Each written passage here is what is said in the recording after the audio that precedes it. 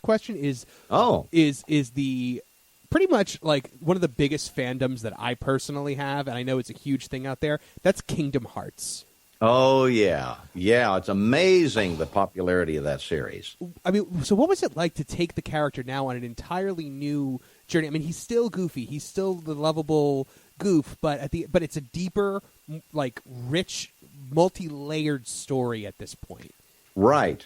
But to the actors, it's very difficult sometimes because, first of all, Kingdom Hearts was produced originally in Japan. And so it was voiced in Japan before it was voiced here. The Japanese contingent came over to my recording sessions to kind of look in, and I would hear in my headphone the Japanese actor who was doing Goofy, who had studied me on how to do like the laugh and everything. And it's very odd in another language. It was kind of like, oh, it's odd to my hearing. And I have to do it to picture to get my lip flaps the same as the Japanese actor and put the English in. And they are not linear. It's like I'll do a page, okay, go to page 16, go to page 87, go to page 63. You don't really get a sense of the linear story because there's so many little different things depending on what the player does that you've got to do. And it gets very confusing. So you just have to kind of keep it. It's more technical. You just have to kind of do that one line. Don't worry about the lines before or after it and get it in there and get it to look like the character on the screen is actually doing it, and then they will adjust it if they need to later on. And also, it's very odd. Even when I was doing Pluto, I would actually got a direction from one of the Japanese directors who was there, and he had his own idea of this, and it was like, woof, woof, woof. And I would go, and I'd go, row, row, row. Oh, that was very good. Oh, that's fantastic. But they were great and very fun to work with. You know, when it comes to, like, because I was a fan of both Disney and Square Enix, or Squaresoft at the time of the first game. So I remember in Kingdom Hearts 2, there's a line where you say something like, ain't Sephiroth supposed to be the dark part of Cloud's heart? And I was just like, oh, it's like still a surreal moment to me that these two things that could not be further apart on the spectrum are together. Right. Goofy is talking about Sephiroth, which is like never in a million years. What right. a crossover.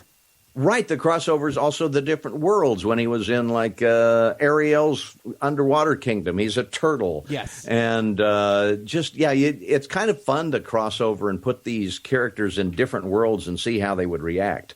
Mm-hmm. And that's also true because you got to kind of play around in a number of different, Disney, universes, like, Nightmare Before Christmas or Aladdin. Right.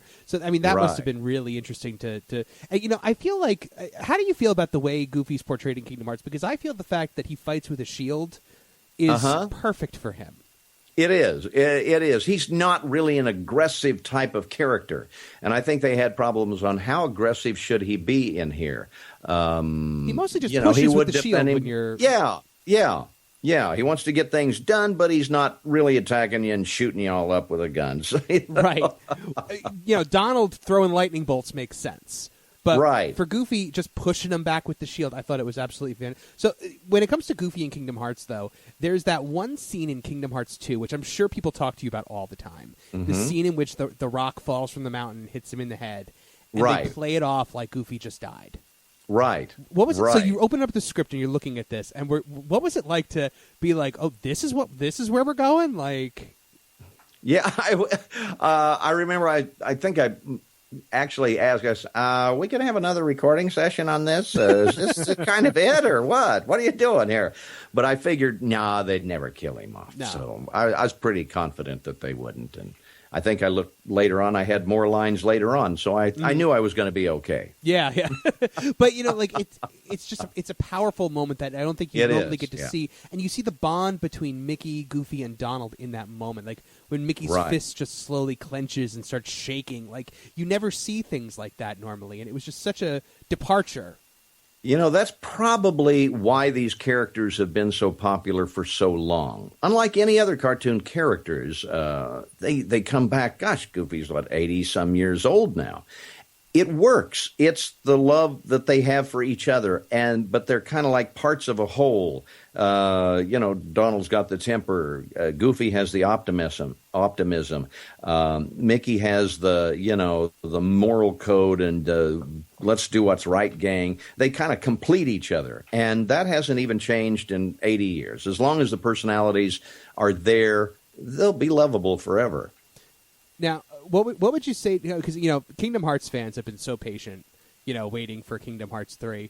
What would you say to the fans that are just clamoring for Kingdom Hearts 3? Because I assume, have you recorded that yet? Oh yeah, I've recorded.